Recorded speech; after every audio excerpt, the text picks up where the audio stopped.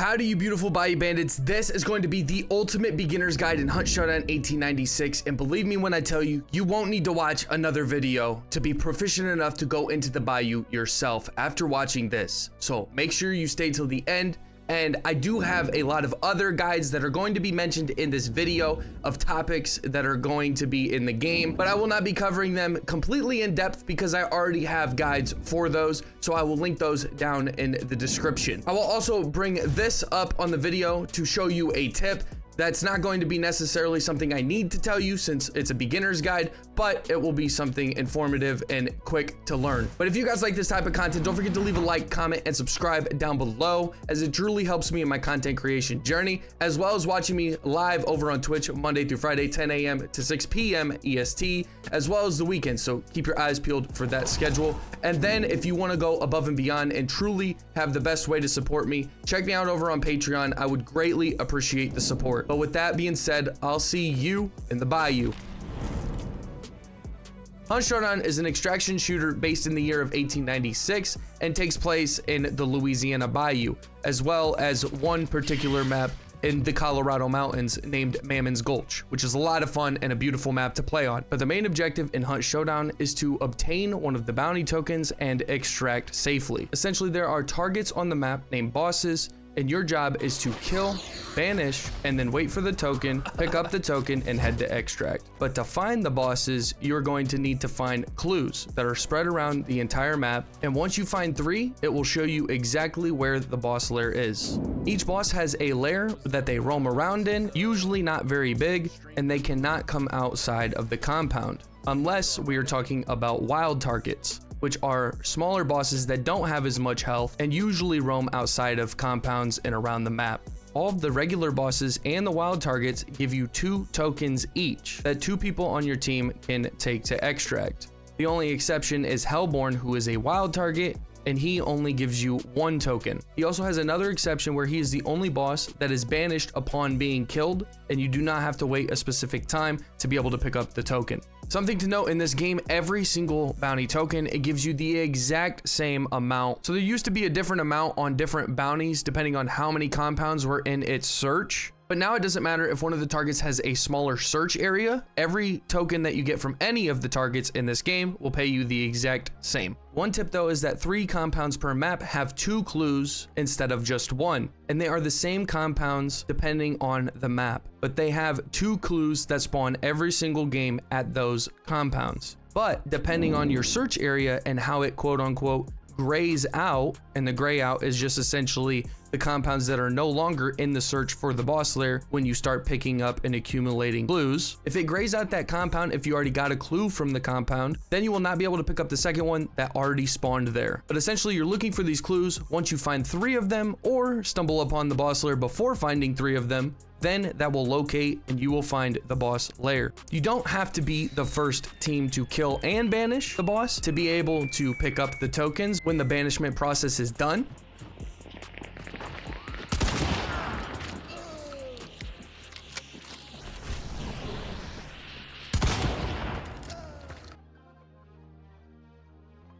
But somebody does have to go in and defeat the boss and then banish it to be able to start the banishment process in general. The banishment process takes about 3 minutes, and once they are done, like I said, 2 tokens will arise for you and your teammates to pick up. Once you pick up these boss tokens, they will give each person that has a bounty 5 seconds of dark sight, which essentially allows you to go into dark sight and see where enemy hunters are with this orange orb up to 150 meters. So it's a good way to see if anybody is around you, because everybody on the map will know almost exactly where you are.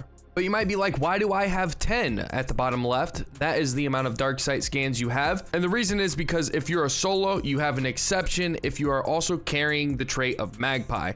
It's a 1-point upgrade trait that gives you 2.5 minutes of stamina, antidote, and regeneration when picking up a bounty token. But the solo buff for it is that I can carry up to 10 seconds of dark sight, and for every hunter I loot, I get 2 seconds back instead of the normal 1 that everybody else gets. Also, if I have a bounty and I pick up a clue from a different boss search area. I will as well get 1 second back if I was in a team or didn't have Magpie as a solo, but as a solo with Magpie, then I would get 2 seconds for each clue that I picked up while holding a bounty token. Once the banishment happens, it makes a big mark on the map, indicating everybody in that game that the boss has been banished. You also have singular lightning strikes that ping around the general area that you are for each token.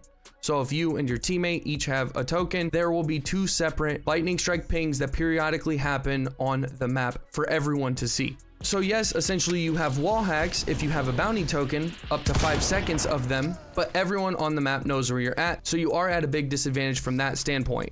Another tip to mention is the fact that if you are the one to banish the boss, it will restore all of the health lost, or if you aren't fully healed at that moment, for your whole entire team. And we will talk about the health system and how health bars work in a little bit, but essentially just know that a boss banish is very valuable if any of your team has been downed, damaged, or just generally isn't full HP at that moment. But that is the gameplay loop, and the biggest thing is the fact that everyone on the map has the same exact objective. Get to the boss, kill it, banish it, and extract with the bounty token. And then of course, if they didn't get to kill it or banish it, kill the people who did and take the token for themselves. Another tip to know, if you are picking up a clue and it has this hollowed out hole in the center of it, that means that somebody has already picked up that clue. And as well, on the same topic, if it is glowing red, that means that there is an enemy hunter from a different team within 25 meters of that clue. And while we're on the bosses, there is the same type of thing for the detection zone of the boss lair. When you are within 50 meters of the center of the boss lair, you can go into dark sight, and at the top over the boss icon, it will pulsate one of 2 colors, white or red. White meaning that nobody else is within that detection zone of 50 meters, and red meaning that there is an enemy team contesting within 50 meters of that detection zone. So just a couple tips there to look out for: the red clue and the red ping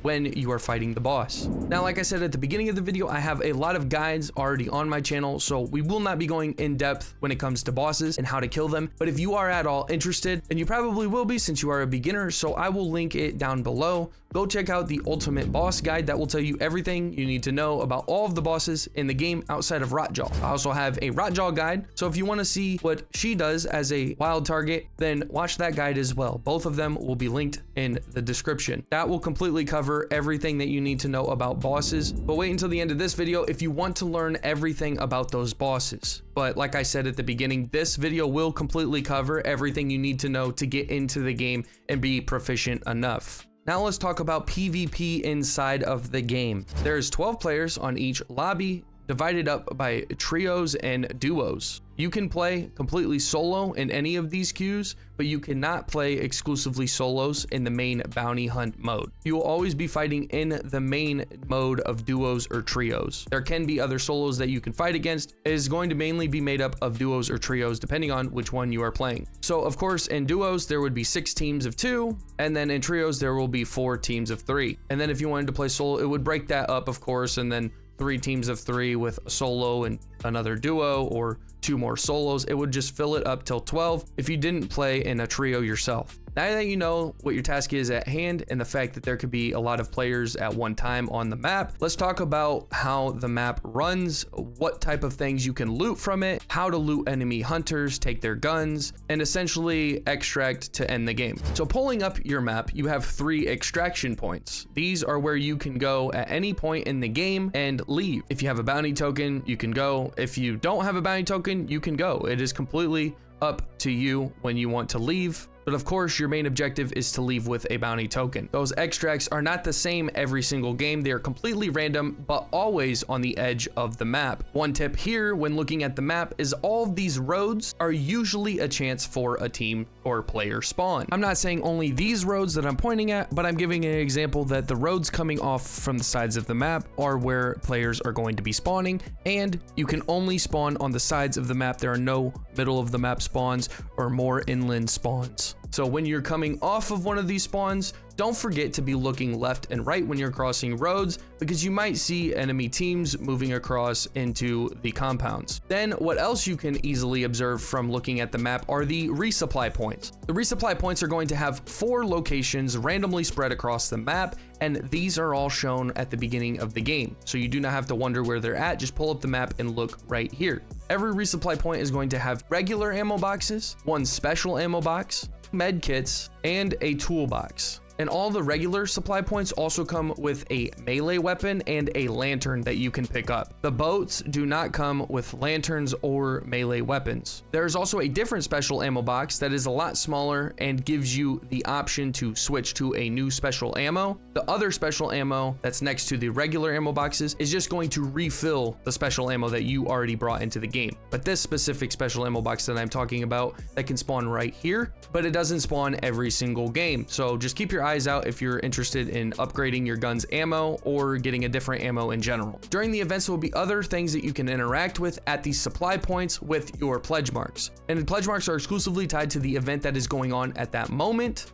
But I will completely fill you in on the event and how the pledge marks work, how you get them, and everything at the end of this guide. So we're not going to worry about the other things that are at these supply points during events just yet. I will talk about them later. But everything at one singular supply point is essentially all that you can interact with. There are a few other things, and I will explain those in a minute, but essentially the med kit is going to be spread across the map. The ammo boxes are going to be spread across the map. The regular ammo boxes can also have 4 smaller counterparts for each of the specific ammo types. I will explain the ammo and the weapons, the sizes of those in a second as well. You can have any of these 4 types of ammos laying around. You have the compact ammo, the medium ammo, long ammo, and the shotgun shells. And then of course, the regular special ammo box that refills your special ammo can be spread across the map as well. You can also find these little special ammo boxes that give you actual special ammo around the map as well, in specific spawns around compounds. But the main place you're going to find these are going to be supply points and or sniper towers. Sniper towers aren't marked on the map, but are kind of like supply points. They are a smaller version of the supply points, but have the chances to spawn everything that the supply point has and some more. On top of everything you can find at a supply point, the sniper towers also have loot pools and spawn chances for weapons, cash registers, hunt dollar pouches, and consumables, which is one of the more offensive type of inventory slots you can have on your hunter. And I will completely go over all of that in a little bit as well. So just to recap, you can find all of these things spread around the map. And once you have a lot more time and learn the game a little more, you will learn what can spawn what around compounds. But these supply points are going to be the most consistent place to get meds, ammo boxes, and things like that. The melee weapons and the lanterns that can spawn at these supply points also spawn sparingly across the map as well. One particular tip about the in-world melee spawns that you can find at the caravans and the supply points, they actually have a very low chance of spawning around the boss compound. So you don't want to rely on finding these around the boss lair to kill the boss. So a good tip is to bring a melee on your gun. We will get to the gun portion of this guide very soon, but it only costs an extra $10 hunt to put a melee variant on your gun if the gun allows it. Not every gun has every melee attachment available. Some only have specific melee attachments and they all have pros and cons, but essentially for only 10 extra hunt dollars, put a melee on your gun so you don't have to look for a melee weapon to kill the bosses, which is one of the best ways to kill a boss anyways, is using a hammer, axe, or something like that that you can find in the world. Just put one of them on your weapon for an extra 10 hunt dollars. Another thing that you can loot and pick up is going to be bear traps. These look red and can be placed wherever, but these are the only traps that you can actually find in the game without bringing in some of your own. These can spawn in all sorts of areas as well, but they don't spawn at supply points or in sniper towers. Then the workbenches that are scattered around every compound are going to be another source of loot. They can spawn weapons, hunt dollar pouches, blood bond pouches, and gun oil or blueprints. And the gun oil and blueprints don't do anything cosmetically, but they do help you with your weapons progression. We will talk about weapon progression when I am in the main menu explaining everything you need to know about the weapons, and I will relate back to the gun oil and the blueprints and explain it in tandem with the progression of the guns. Let's very quickly go over barrels. You will see 3 types of them in the bayou: the yellow barrel, the green barrel, and the red barrel. The yellow barrel contains fire inside of it, and if you shoot it or hit something flammable next to it, it will blow up and light whatever's next to it on fire. This isn't the most dangerous barrel. I would honestly say this is the least dangerous barrel, but it can consume one of your health bars if you have a small one at the end of your health and you're standing in the fire for too long. And if you're curious, the black stuff on the ground is an oil spill that can also be ignited with something flammable touching it and then lead and leak into the barrel, blowing it up and potentially lighting you on fire or killing you, depending on which barrel it is. So yeah, the yellow barrel's the least scary one, but you still have to be cautious of it. Then you have the green barrel, which in my opinion is more deadly than the yellow, but not the most deadly barrel in the game. If you hit or break this barrel, a large cloud of poison will come out, as well as a cloud of bees. The cloud of bees will try to aggro within about 25 meters if they can see somebody. And essentially they work the exact same as a cloud of bees that comes from a hive jar or from a hive. But it's kind of like the yellow barrel, and it's not super deadly, but I would still say it's more deadly if it's broken and you're standing in the poison than the yellow barrel. Then moving on to the most deadly barrel, here we have the red barrel. This works the exact same as a fire barrel, but when it ignites and blows up, it will completely kill somebody that is standing next to it. It doesn't light people on fire, it actually blows up like a bomb. So you definitely need to be cautious when walking by them or take advantage of somebody else that isn't cautious walking by them. And then regularly spread it around the map, there are 3 posters that you can get. It can level up your account, hunter, or just give you extra upgrade points. The first one is the Hunter XP poster, and this gives you straight 1000 Hunter XP. I will explain the progressions between the Hunter and your main account level in a little bit as well, but just going over very quickly the posters you can find in the game. So that was the first one, the Hunter XP. Then we have the upgrade point poster, and this essentially just gives you upgrade points, a random amount, to your hunter so he can spend them on extra traits to get better as a hunter. Then the last one is called Bloodline, and then this one gives 500 XP to your account level. Now we have got to enemy hunters, and I won't be talking a crap ton about the AI in this game.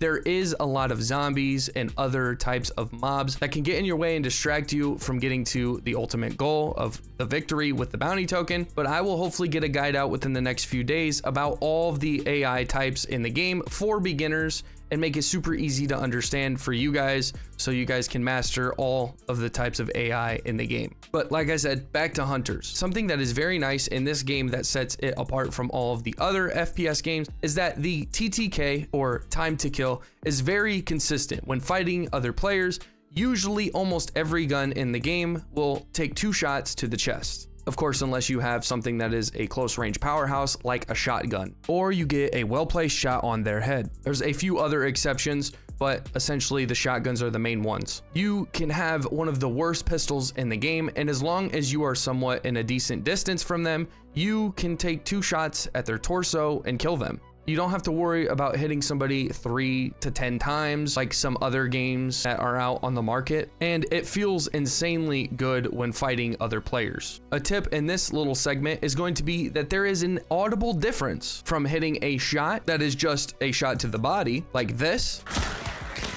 versus a headshot.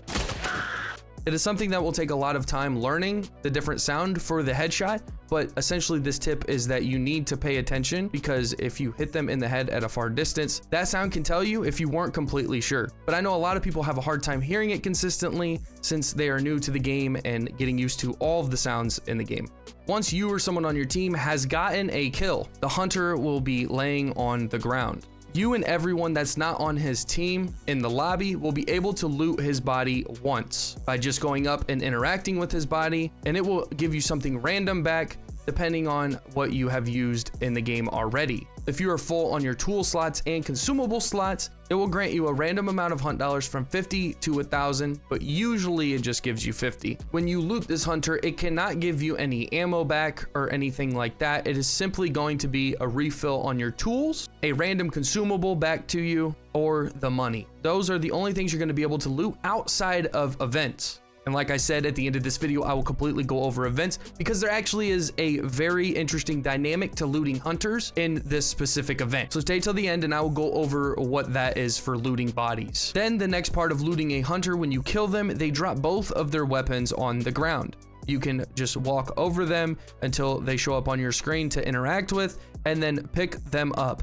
A tip here is the fact that you can actually resupply ammo off of these guns if you have the same ammo type as one of the guns that they have. So like I said, I'll talk more about this in the weapon portion of the video with the different types of ammos and stuff. But let's say you have the same regular buckshot shotgun as someone else, or they have a different shotgun, but you guys have the same type of ammo. And once you get good, you will learn. But you could pick up their gun to steal a little bit of their reserve from their gun. So pick it up, put it back down, and just like that, you refilled some of your ammo because you guys shared the same. Usually you would like the whole team to get a loot off so you can maximize your resources from that singular downed hunter. And then a whole other mechanic is burning down hunters. Once you apply something that is flammable, he will catch on fire. And once he starts to burn, his overall total health pool goes down second by second, slowly but surely. Once he gets to 0 HP, he is effectively rendered useless, and his teammates can no longer revive him by just going up to him and normally interacting to revive. At this point, he is considered Red Skull and has to have his teammate revive him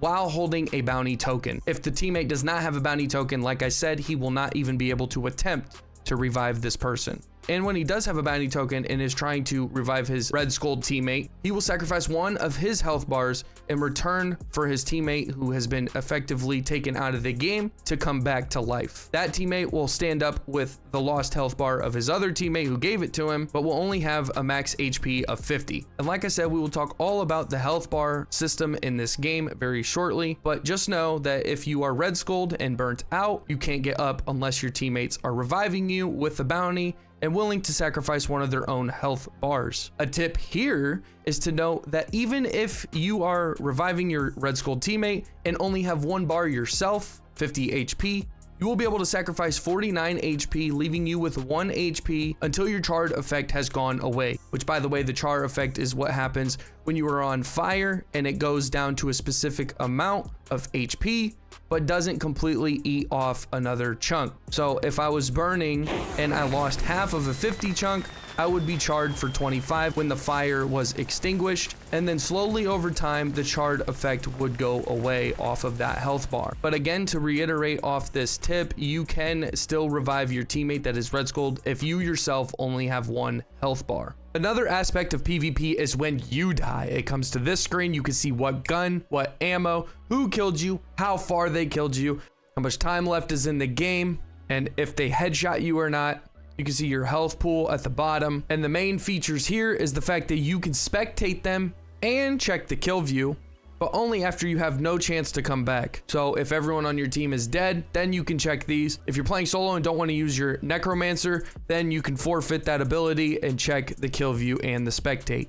Another aspect of loot I forgot to mention in the game is going to be trait spurs. I will explain traits in the future as well, so I will come back to the trait spurs, but these essentially are randomly spread across the map. And a tip, when killing one of the bigger AIs in the game, a meathead, he has about a 50% chance of dropping one of these trait spurs. So it's actually a pretty solid idea to take them out. So if you already made noise around one of them, it might be a good idea just to take them out to potentially get an extra trait. Then the last thing to talk about in the matches is going to be sound traps. These are going to be AI elements of each map that can go off and increase in volume to alert other nearby teams. Once you have a lot of time in the game and learn a lot, you will be able to judge where people are moving on the map by what sound traps they are setting off. This is a very big detriment to a lot of beginners who don't understand the sound trap system and are consistently setting them off. Like I said, other experienced players are going to easily guess and see where you are coming from by setting these off.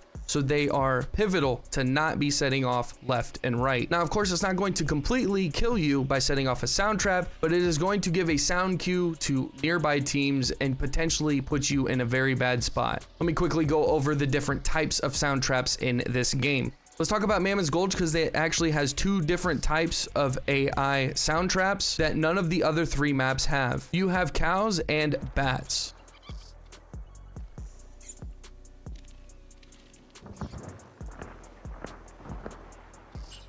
Once you get close to the cows, they will moo and sound for about the distance of 1 compound away. So teams within that distance most likely will hear that cow if you get too close to it without killing it. Then when talking about all the other sound traps on the maps, every map has the horses, which work the exact same as the cows, and alert for about the distance of a compound. So just kill those as well if they are alerting, or try to before they start alerting. Then we also have a murder of crows that can spawn around the map, and a group of ducks that spawn on water. A tip here is when you move towards one of these and they go off, they will go away from you in the direction you are going. So this is a good way for enemy teams to find out and spot where you're coming and moving to. Or coops, depending on what is in there, because there can be dogs or chickens. And both of these work about the same as the cows and the horses, with setting off an audible noise for about the distance between 2 compounds.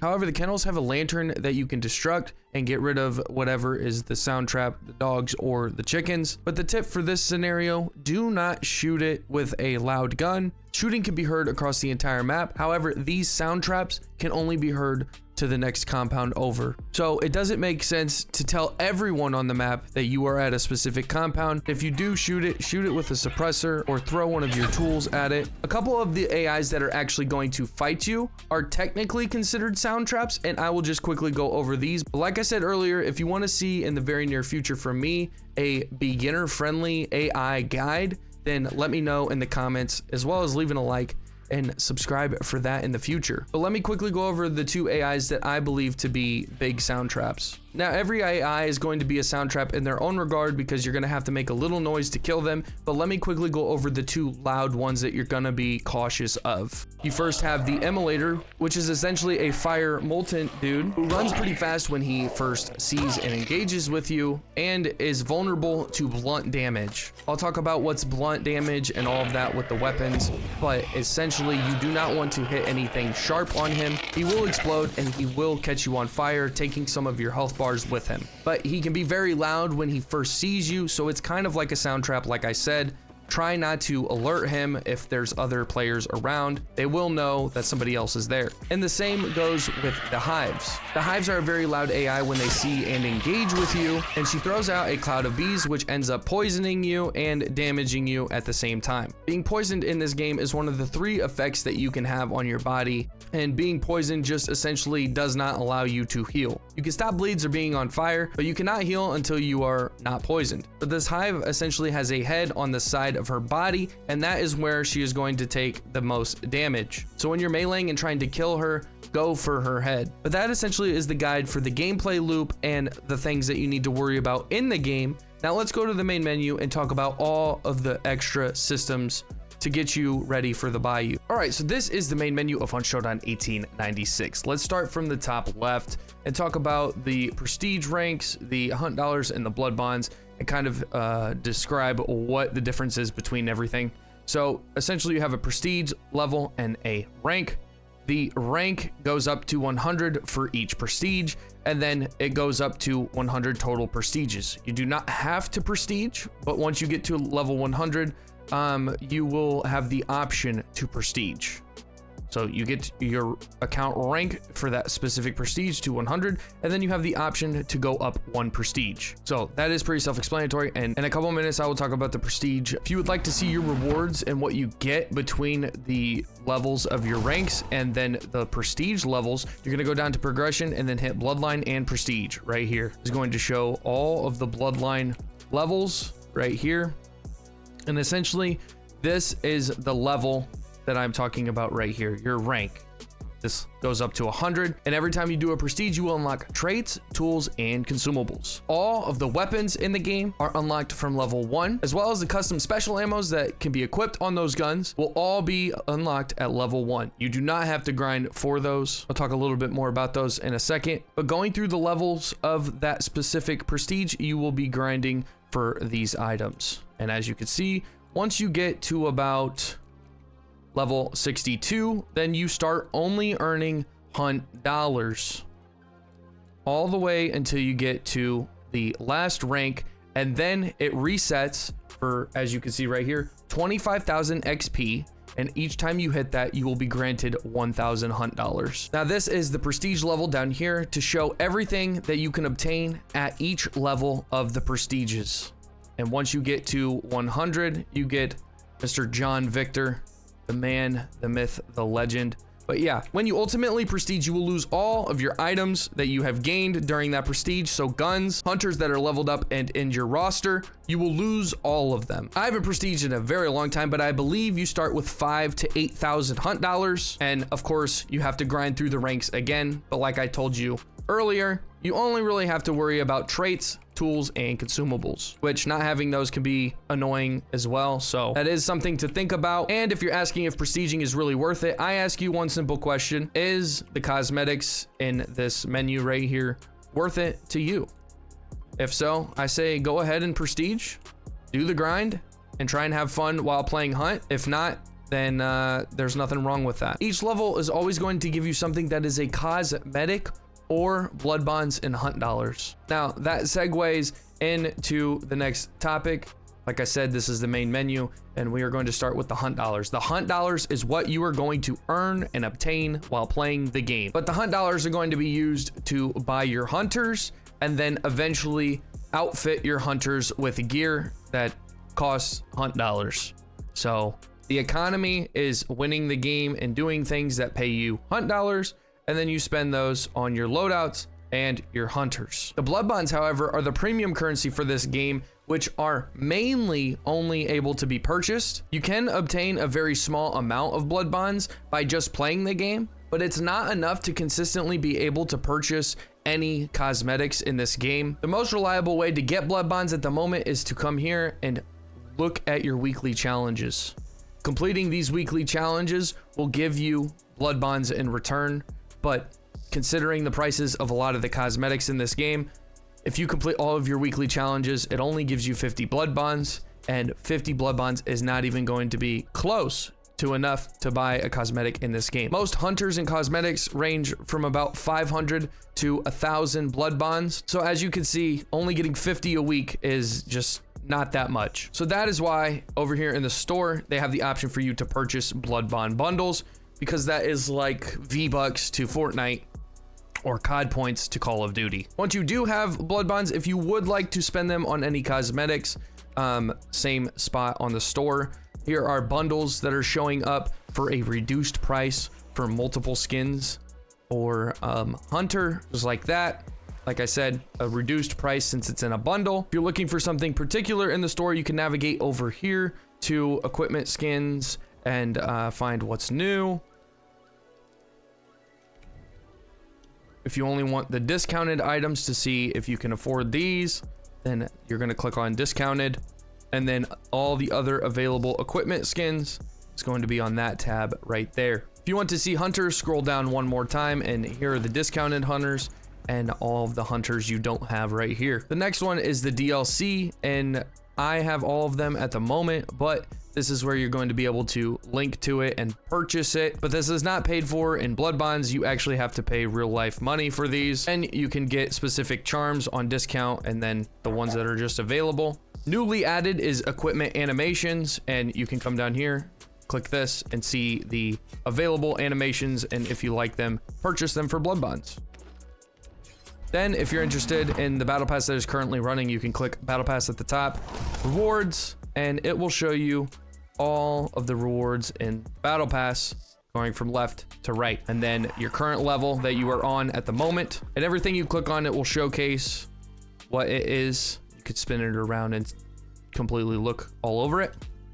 But yeah, that's the battle pass. The battle pass always costs 1,000, but you get 600 back in the battle pass, so you're really only paying 400 blood bonds. And keep in mind, every 100 blood bonds is $1, and if you want the battle pass that takes you up 15 levels, that is going to be a whopping 2,400 blood bonds. I don't recommend this unless you don't have a crap ton of time. Now that we understand the prestige level, the rank, the hunt dollars, and the blood bonds, let's talk about the game modes that are in the game and everything on this specific tab. So bounty hunt is what I've been teaching you up until this point. There is one other game mode that is a limited time game mode going on right now called Bounty Clash, and it is going on for the rest of this month, I believe. It's essentially a lot faster pace, and it chooses from a list of random compounds on the map. The original 12 players fight over one boss token that is already dead and ready to be banished on the ground, and it usually doesn't pay as much, but it makes for a lot faster gameplay. And if you're tired of running across the map and fighting the bosses and stuff like that, this is going to be a solid mode for you. We're not going to go completely in depth with this game mode, but if you guys are interested, in the comments, let me know if you want to see a complete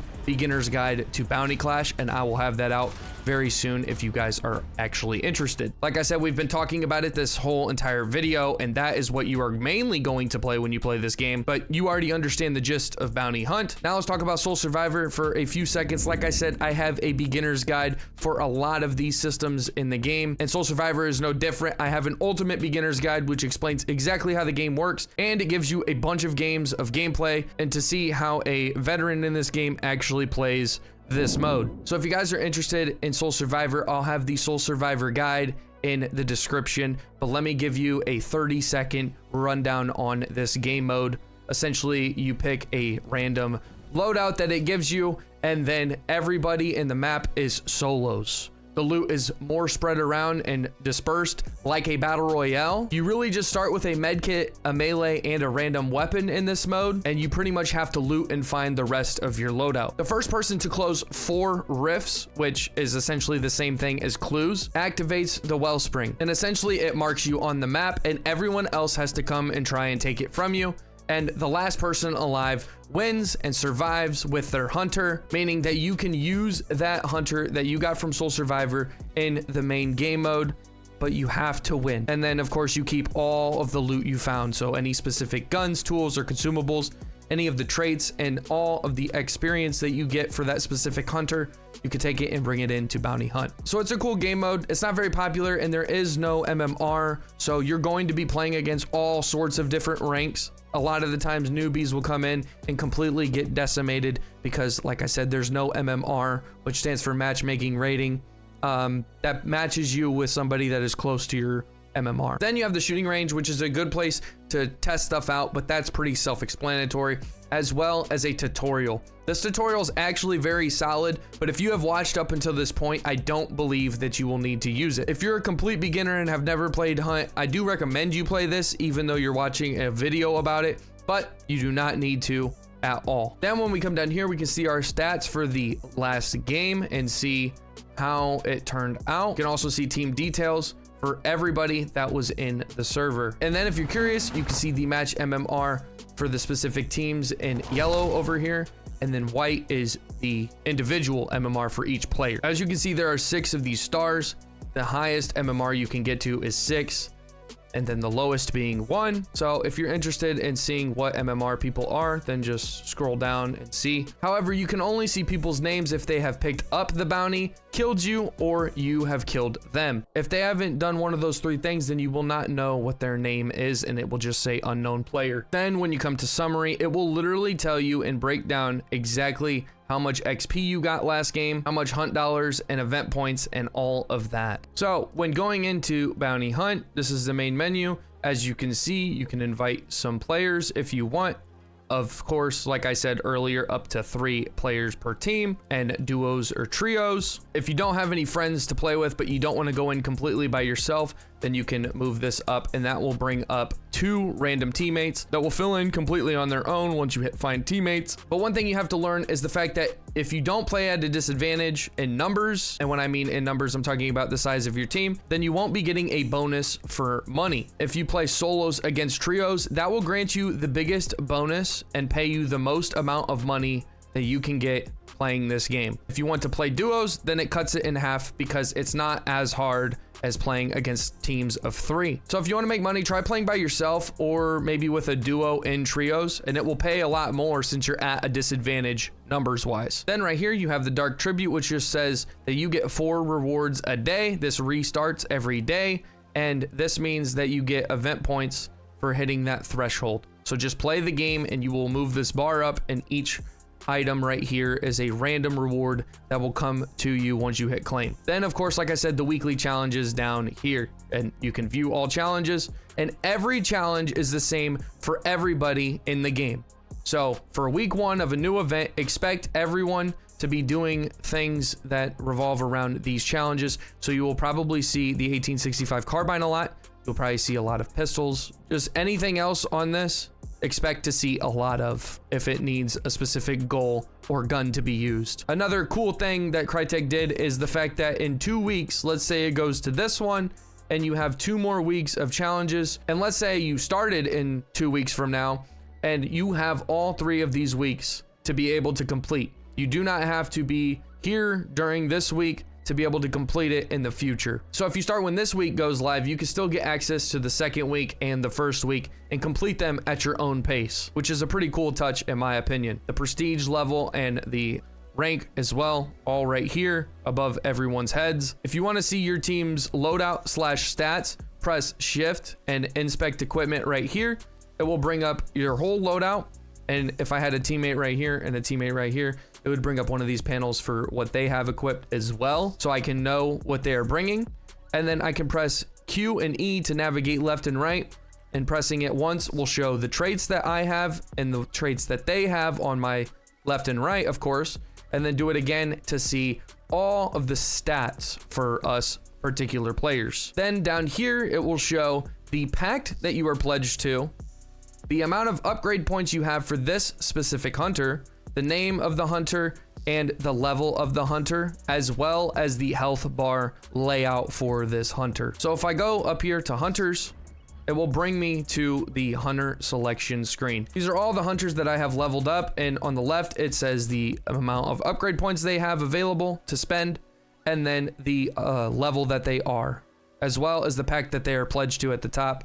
And then you can favorite them if you would like and filter with favorites. Then you can see the specific loadout that the hunter has on the right and all of the specific traits the hunter has equipped as well. So like I said, these hunters I've already leveled up and played with, and I'm kind of just stashing them away. Some of them have contraband stuff and I would lose it if I didn't have them sitting in one of their slots. So a lot of people just will win with a bunch of hunters and stash them away and use level 50s as like a treat, or if they really want to sweat out. Let's say that I wanted to get a brand new hunter, because that's most likely what most of you guys are going to be doing. So you have 2 options. You can either go for a free hunter, and you can choose between 4 free hunters, which come with a random set of pretty bad gear, but they will always give you 1 med kit and melee, and then of course 2 slots worth of weapons, and as well a consumable. Each hunter also gives you 1 3-point trait. And you can hire all 4 of these before you are forced to run a game to let this reset. So let's hire this person. And this is the loadout we got, of course. Like I said, it comes with 1 3-point trait. So that would be a free hunter. You literally didn't have to pay anything. So it's a decent way to be able to make some money, or if you're really broke in this game. Now let me show you the other way to recruit a hunter. And that is going to be right here. Double click. And this will take you to your roster of skins or hunters. So buying these are already better than the free hunter. These do not give you any gear. It's only the 3 random traits, but that can be a big benefit. Also, every skin costs 100 hunt dollars. There is no difference between any of the rarities of any of these hunters. It's only cosmetics. So let's say I want this one. Gave me 3 random traits over here, and like I said, no loadout. So we have to equip our own loadout. That is going to be how you hire the hunters, and then you can come back to this screen and choose which hunter that you have hired that you want to go into the game with. You're gonna make sure that you double click on them, and then when it comes closer up on him with the loadout and everything, that means he is selected. So when you go back, you can see this gold portion up here means that he is the one that you will go into the game with. So now let me explain the progression of the hunter, the traits, and then I will explain the loadouts and how to make them. So we'll start with this hunter that we just got, who is ultimately level 1 out of 50. You are trying your best, and you can come over to last mission, and summary will tell you your hunter's XP bar and your account XP bar, which is called your bloodline. When you start playing with a brand new hunter. This will be level 1. So as you can see, last game I got my hunter to level 7, but it will start at level 1 with a brand new hunter. Say the name right here, and then how many upgrade points you received for that game. So essentially, a lot of things you do in the game will grant you XP. Like this is straight XP, 750 XP for killing 27 monsters. You can also earn event points and bounty points. The bounty points turn into hunt dollars when you extract with them, and ultimately a large majority of your XP that you gain in the game is going to go to your hunter's level, and then some will end up going to your bloodline for your account. Once you eventually get your hunter maxed out to level 50, if you continue to play with that maxed out hunter instead of retiring him, it will go straight to your bloodline instead of any XP at all going to your hunter. So it's a tremendous way to level up your account by getting a hunter all the way maxed out and continuing to have good games, so all of the XP goes straight to the bloodline. You can seriously move through prestiges if you and your team are not losing and you are playing with a level 50 hunter. But on the flip side, it's a risk and reward type of thing, because as you can see, I have a level 50 hunter right here. If we come over here and then hit left shift to bring up this to retire, it will give me 10,000 XP to retire my level 50 hunter. And if we go back to see how much XP we need to level up once, it doesn't show it right here. I think it's bugged out, but as you saw earlier, it was 25,000 XP. For every 25,000 XP, you would get 1,000 hunt dollars. That essentially was the amount of XP that it needs for me to upgrade one level. 25,000 XP is not the amount that you need to get on most of the levels up until 100. It is only just because I am at the last level, and so it is going to consistently pay me a decent amount. So they made it 25,000 XP. But essentially, that 10,000 XP that I could get from retiring my hunter would go straight to my bloodline as well, which might be a level or half a level, depending on where you're at in your prestige. But if I survive with my hunter and continuously survive, I can get upwards of 20,000 XP a game that goes straight to my bloodline. So like I said, it's a risk and reward. It's probably better you taking the risk and trying your best to keep on getting a large portion of XP with a level 50 hunter instead of retiring them, but that is completely going to be up to you. So like I said, when you level your hunter up, you will be granted upgrade points. Your upgrade points will directly be spent on traits, and traits are little things that you can add into your hunter to give you a better advantage slash edge in the game. Like this one right here, Pitcher allows you to throw items further. So like grenades and dynamites, you actually can throw them a lot further than the normal distance. Or Beast Face, it reduces your reaction range for sound traps, aka animals like crows, chicken coops, and dog kennels like we talked about earlier. So they give your hunter specific buffs, and some of them are actually really freaking good. Like this one, Doctor, probably the best in the game. That's why it costs 9 upgrade points. It doubles the amount of health restored by first aid kits. There are a lot of good traits that can benefit your hunter, and so it is definitely important to make sure you are trying to get XP for your hunter and level them up to ultimately get a lot of upgrade points to spend on your hunter's traits. Make sure if you are in the trait menu that you are sorting by price. It makes it insanely easy. This is a tip, by the way. This makes it insanely easy to see that all of the low costing traits that aren't as good are at the top, and I have to scroll down to the bottom to get to the better ones. These are all the event exclusive traits that are tied to packs slash troops, but since we're not at that portion of the video yet, I won't talk about those. And then these are all burn traits or scarce traits. At the bottom left, it has an orange and blue diamond to indicate that this is a burn trait and a scarce trait. This is only going to be a scarce trait. Now, what is a burn trait? A burn trait is a trait that gets depleted upon being used. So your hunter won't lose a health chunk when downed. Let's say you die once, you get back up. You didn't lose your health bar, but you lost the trait. That's why it says 1 out of 3 at the top next to relentless, because you can stack this 3 multiple times on your hunter, and every time you use one, it will be depleted. But scarce means that it is only found in the game. You cannot purchase these traits that are scarce. You can only find them in the game. So burn trait, scarce trait, both of these cannot be purchased with the exception of Necromancer, which I'll talk about in a second. But all of these traits down here are only going to be found in the game, with the most important one being Death Cheat, and it doesn't allow you to lose your hunter after dying with it, but you will lose your health chunks, so you'll have to buy them back, and you will lose all of your gear. This is probably the best trait in the game because it ensures your hunter from death after one time of dying. But like I said, it will be taken away and you cannot stack these. The most you can have of death cheat is 1 use. If you guys want to see me do an ultimate trait guide as well, leave it in the comments and I will try and get around to what is the most recommended and requested in my comments. So please, please, please let me know what you guys want to see as beginners and I will try my best to help you guys out. Also, truly, if you guys want to ask any questions, come over to my Twitch. I'm almost always going to be live during the week, 10 a.m. to 6 p.m. EST at NOAURA TV on Twitch. So come by and literally say hi. Tell me that you're new and let me know if you need any help. I have a pretty cool community and we're always open to newer players and answering their questions. But that wraps up the trait section and the upgrade section. Like I said, the upgrade points are not used on anything outside of the traits. Then we can talk about the health system in Hunt Showdown. So starting off, everyone has 150 HP divided up by chunks. You can have big chunks worth 50 HP, or you can get rid of them and have small chunks worth 25 apiece. The only chunk you cannot split up is going to be this first one on the left. Everyone in the game has a big bar on the left.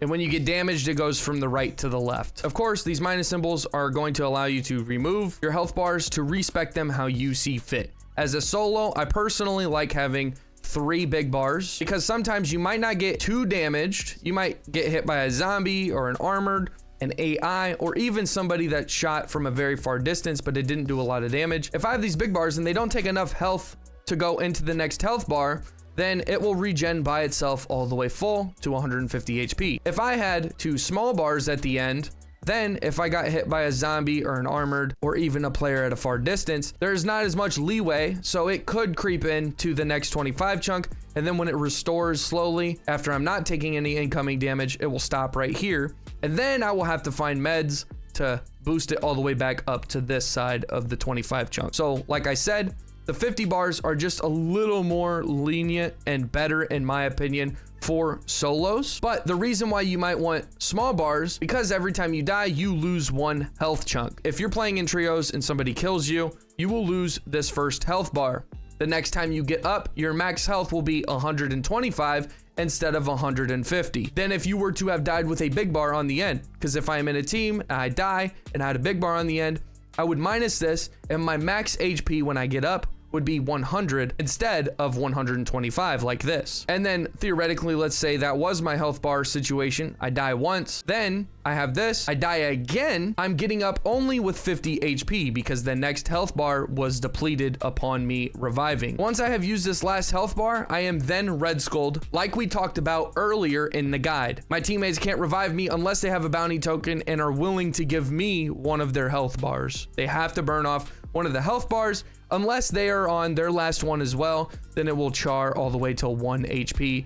They can keep their health bar. You can get up with 1 health bar, but they are completely charred for almost all of their health, and it has to regen slowly all the way back. But a lot of people like having a lot of small chunks because it means they can die 1 time and still have 125 HP, die 2 times and still have 100 HP, die 3 times and still have 75, die a 4th, and they still have another life before they are red skulled. So they die a 5th time and then they are red skulled, versus having big chunks where if I die once, twice, 3 times, I would be red skulled. So they get 2 more lives essentially. So I do recommend having 2 small bars on the end if you're playing in teams, which most of you guys are probably not going to throw yourselves in the lion's den playing solo as a beginner. You're going to be playing as a team. So just try and take this and see how you like it. But if you are playing solo, I highly recommend you run it like this. So you don't have to heal if you're taking small damage, but it's a little more than 25. And you don't want to always have to heal that extra. And you don't want to always have to heal that little bit. Then down here, you can see,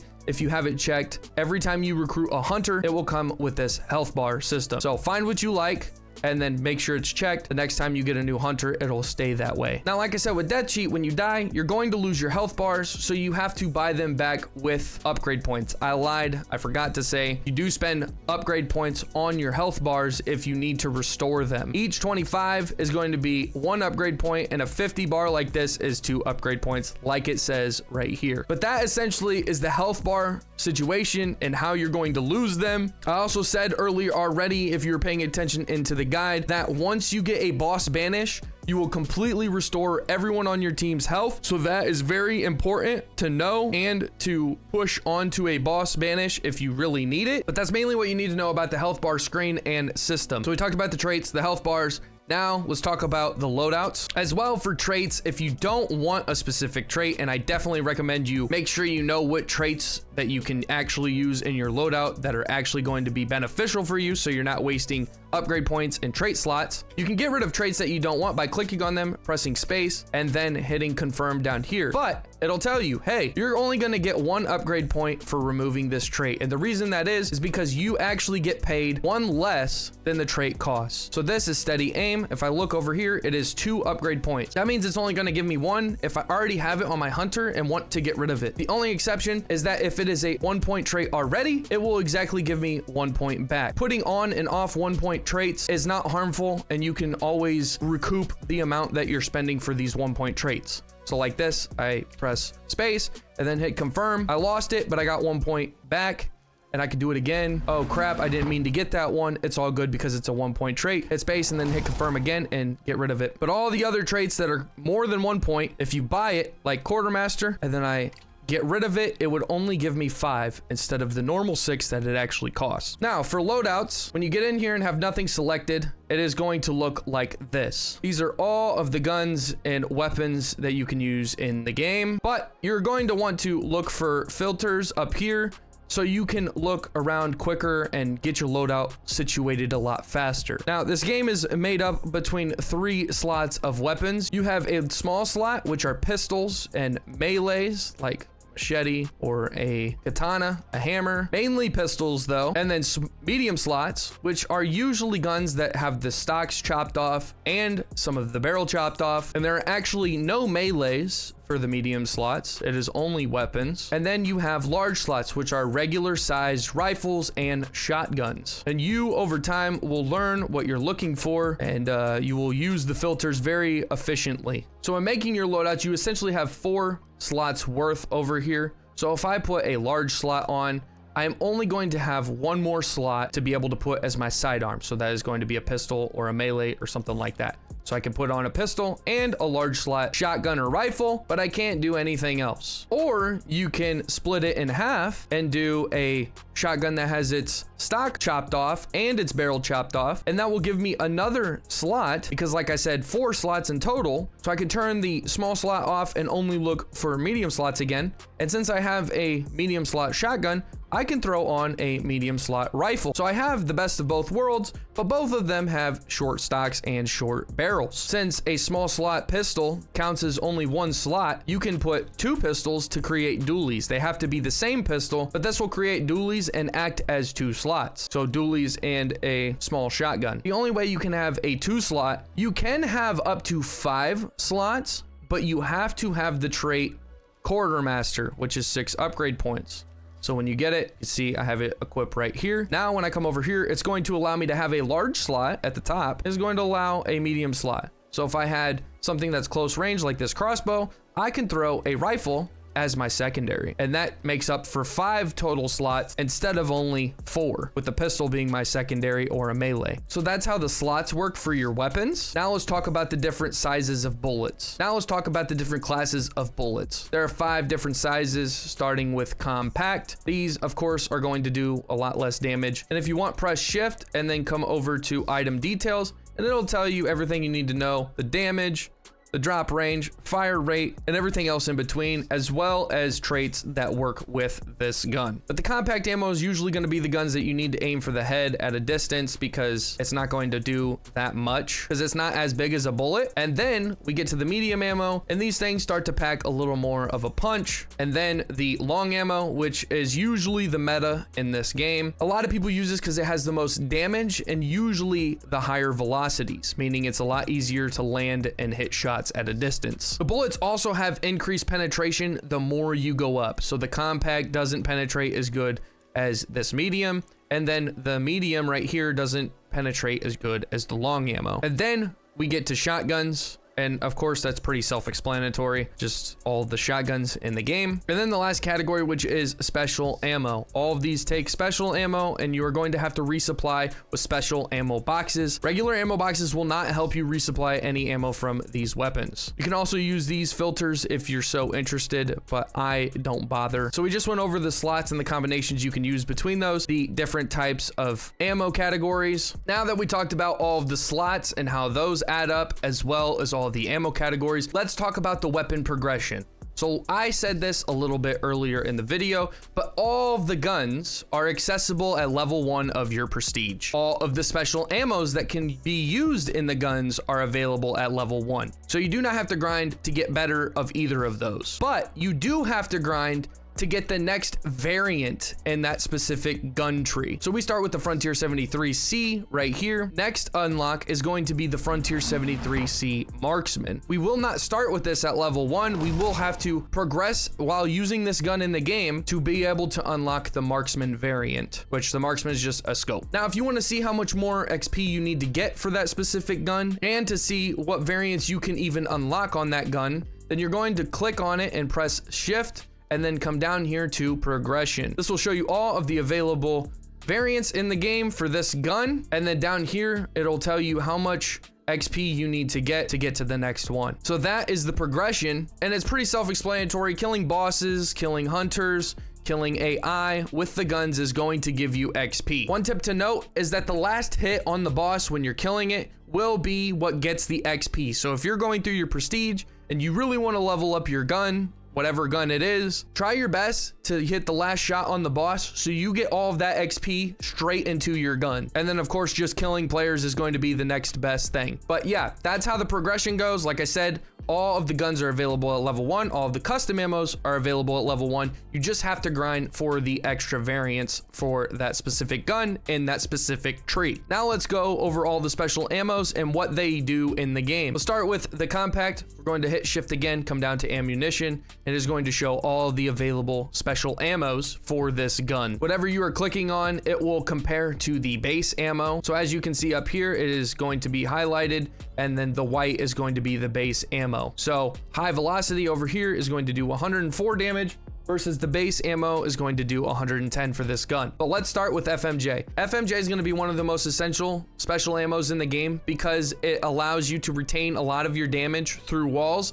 And of course, it's full metal jacket, so it will go through walls a lot better. A couple updates ago, Hunt tinkered with the penetration damages, and now it is a lot harder to get a lot of damage down target if you're shooting through walls, but FMJ helps a ton. So I won't be talking about any other guns that have FMJ. I am just explaining all of the special ammos in the game so you understand what each one does and its main properties. High velocity is just going to boost its velocity like it says. So the normal version of this gun has a velocity of 400 and then 500 for this specific ammo. Having a higher velocity means that you don't have to lead your shot as far if somebody is running from right to left, because the velocity is how fast the bullet is going to travel over any distance. So speeding that up means you don't have to lead as far. Incendiary is going to ignite hunters and make them go on fire. It's going to also be a good utility if you want to shoot at barrels and instantaneously blow them up. Overall, Incendiary is a really cool round in this game. It's fun to use, but it is not meta for a lot of these compact ammo rifles. But like I said, it is a good round overall. One thing to note though,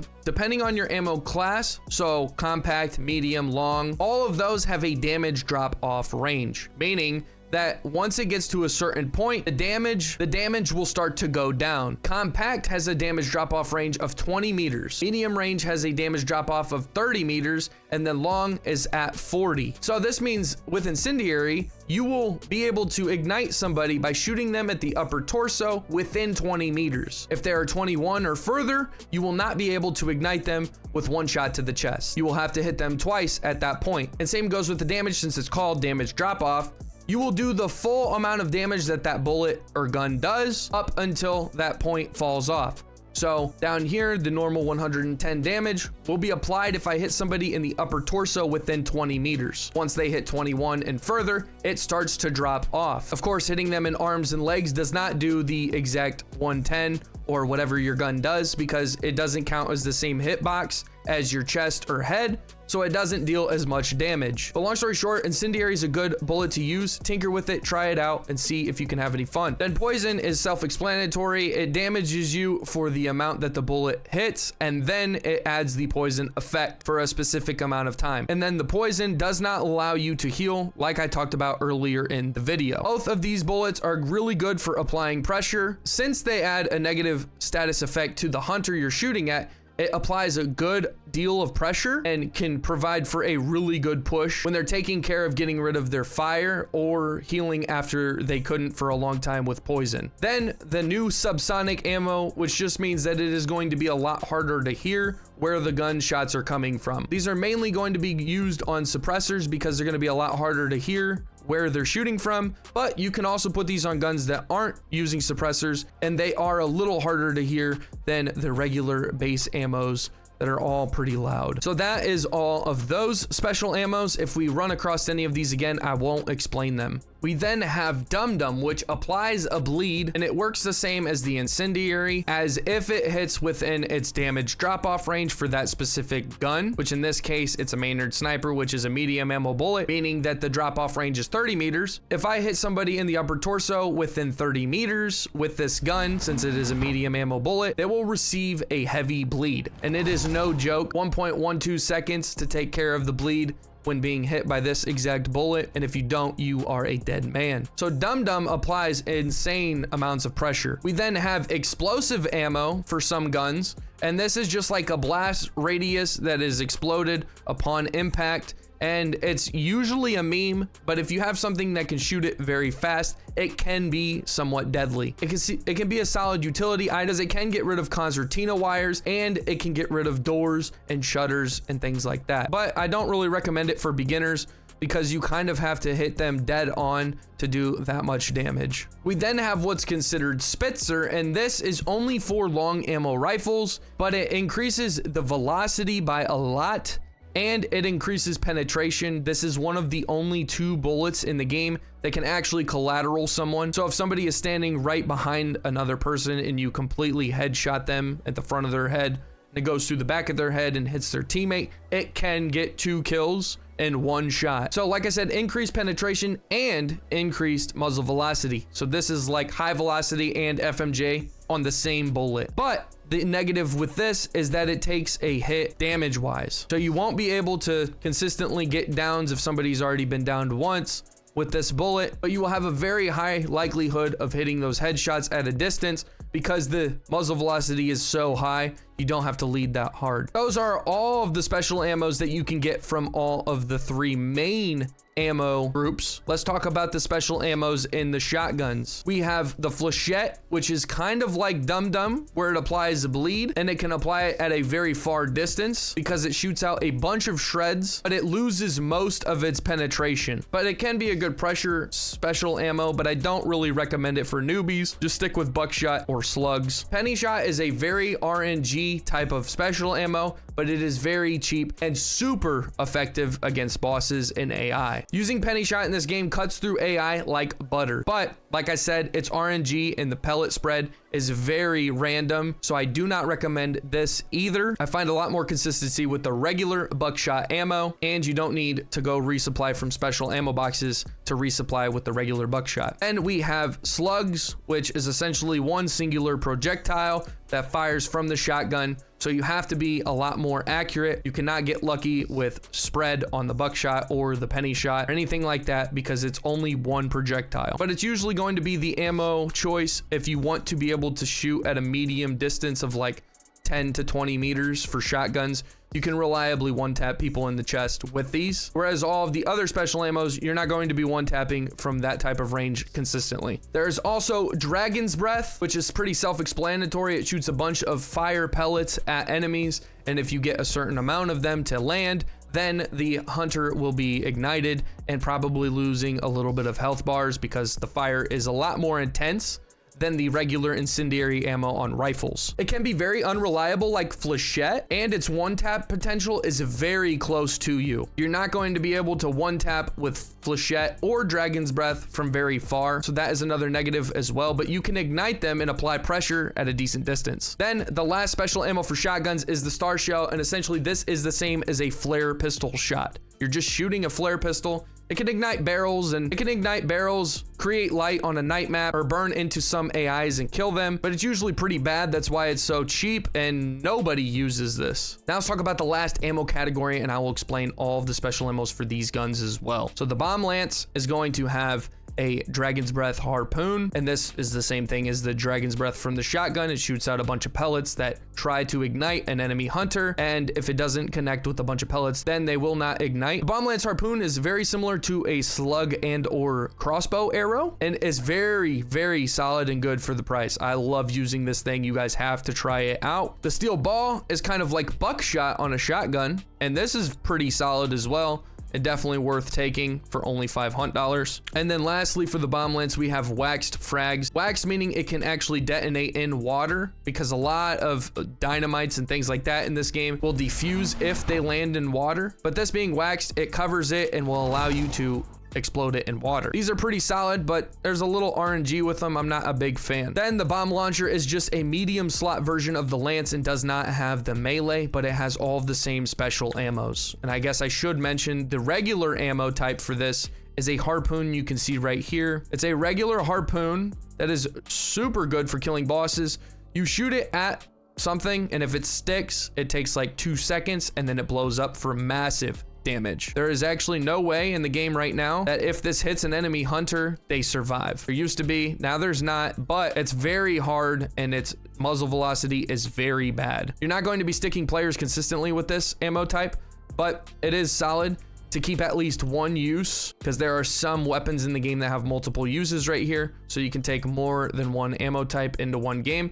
But this is going to be very worth keeping one just for the regular boss and AI killing. And then I usually would recommend just taking a harpoon bomb lance. Then we have the crossbow, and these are all of its special ammos. It has a regular ammo for just an arrow, which is pretty self-explanatory, so I won't talk too much more about that. It also has an explosive bolt, which is essentially a small dynamite in here. And once it hits on impact, it blows up and does a good amount of damage. These are hella annoying to play against, and honestly really bad for the game in my opinion, but whatever.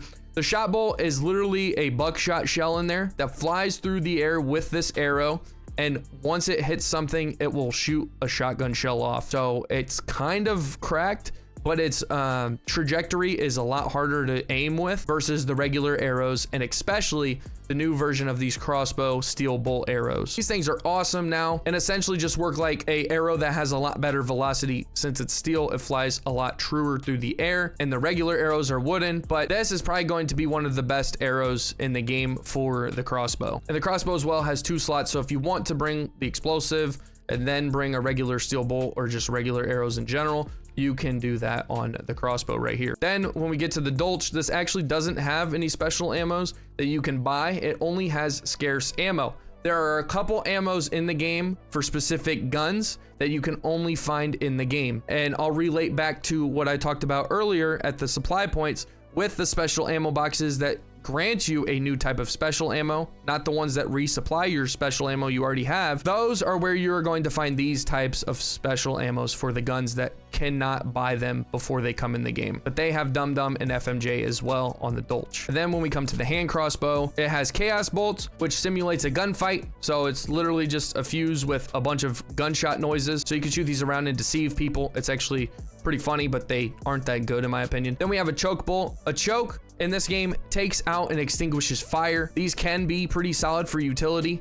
And I don't really use them, but I see some people use them every once in a while. Then we have the hand crossbow Dragon's Bolt. This is like Dragon's Breath, and then it ignites on impact. So this arrow actually shoots with the Dragon's Breath shotgun shell, and then it lets out the fire like the regular Dragon's Breath. It is actually very solid. It's like a slug with Dragon's Breath. It's interesting, but it's a lot of fun and applies immense pressure to teams. Then we have a Poison Bolt, which just applies a cloud of poison. These actually last a lot of time and are pretty freaking solid, to be honest. And then we have the hand crossbow Revive Bolts. All you need is line of sight and a decent shot, and hitting one of your teammates that are already on the ground will instantly revive them. They will not come up with full health. They will still need to heal, but good for you. If you're using these, you can shoot another arrow at your teammate and it will heal them. Then we've come to the actual bow. This has regular wooden arrows, and then these are the 3 special ammos for the bow. You have concertina arrows, which just deploys a bunch of barbed wire concertina when it actually impacts. These are okay. I don't really care for them, but they're decent for like blocking off exits and entrances and stuff. And then it's kind of like the waxed frag on the bomb lance, but these can't go in water and they just work like a frag grenade. You shoot the arrow through the air and then it lands, and then a second later it blows up. Then